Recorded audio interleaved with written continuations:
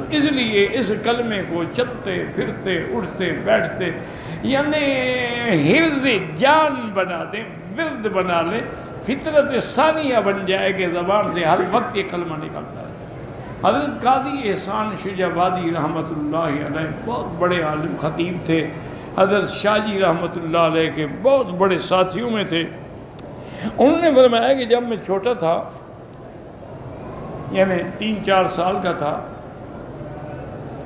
تو میری والدہ مجھے ہمیشہ یہی کلمہ پڑھاتی، لا الہ الا اللہ محمد رسول اللہ۔ اب میں گھر سے باہر جاتا، واپس آ کر احسان کلمہ سناؤ تو میں سناتا لا الہ الا اللہ محمد رسول اللہ۔ اب سونے لگتا کہتی کلمہ سناؤ، میں کلمہ سناتا، اٹھتا تو کہتی کلمہ سناؤ۔ تو کئی دن کے بعد آخر بچہ تھا، میں تنگ آ گیا، میں نے کہا اماں مجھے کافر سمجھتی ہو؟ اس نے کہا کیوں؟ نے کہا ہر وقت آؤ تو کلمہ، جاؤ تو کلمہ، سو تو کلمہ، اٹھو تو کلمہ، یہ کیا ہے یار؟ میں الحمدللہ مسلمان ہوں، مسلمان کا بیٹا ہوں۔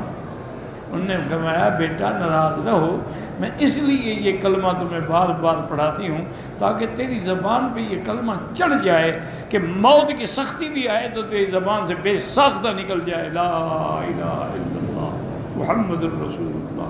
کیونکہ جو آدمی جس چیز کی عادت بناتا ہے نا تو وہ اسی کی پھر موت کے وقت جو ہے نا کئی لوگ ہیں نعوذ باللہ مرنے کے بعد حکا کرتے رہے، حکا پیتے تھے نا، تو ان کو موت کے وقت بھی صرف حکے کی تمنا تھی۔ ایک بڑا پڑھا لکھا آدمی، میں نام نہیں لیتا، کسی کا غیبت ہوتی ہے،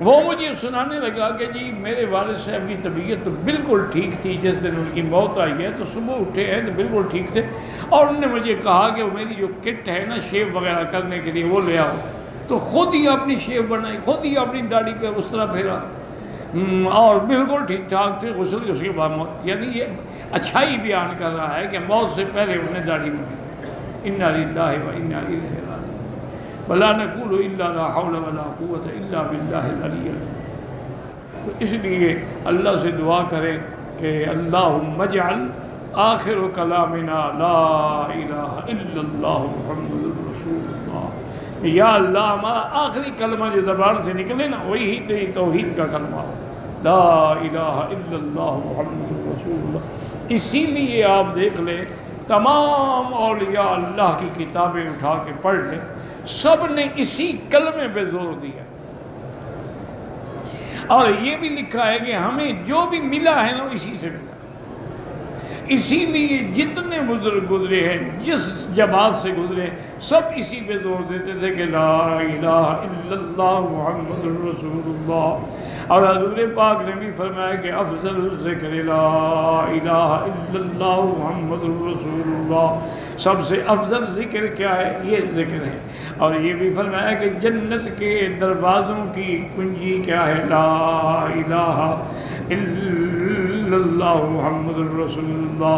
اور یہ بھی فرمایا من قال لا الہ الا اللہ دخل الجنہ، جس نے اس کلمے کا اقرار کیا وہ جنت میں داخل ہوا۔ اور یہ بھی فرمایا من کان آخر کلامہ لا الہ الا اللہ، جس کی آخری کلام ہوگی کلمہ لا الہ الا اللہ، گویا کہ وہ جنت میں گیا۔ آل فرعون سے مراد ہے فرعون کی اتباع کرنے والے، یاد رکھو۔ آل سے مراد یہ نہیں کہ صرف اس کے اہل و عیال، ان کو جہنم میں ڈالیں گے باقی کو چھوڑ دیں گے، معنی یہ آل یہ ہے کہ جو جس کی اتباع کرتا ہے۔ اسی لیے اللہ کا کرم ہے کہ ہم جو نماز میں درود پڑھتے ہیں اس میں اس لفظ نے اللہم صلی علی محمد وعلی آل محمد، اس سے تمام حضور کی اتباع کرنے والے، ایمان لانے والے قیامت تک جو ہیں وہ بھی اس میں شریک ہو جائیں گے۔ تو یہ اللہ کا کرم ہے۔ اگر اہل محمد کہہ دیتے تو پھر تو صرف اہل ہوتا نا، باقی تو محروم ہو جاتے۔ لیکن یہ ہے کہ حضور پاک پر درود پڑھنے والا جو ہے اور ایمان لانے والا وہ آل محمد مصطفیٰ ہے صلی اللہ علیہ وسلم۔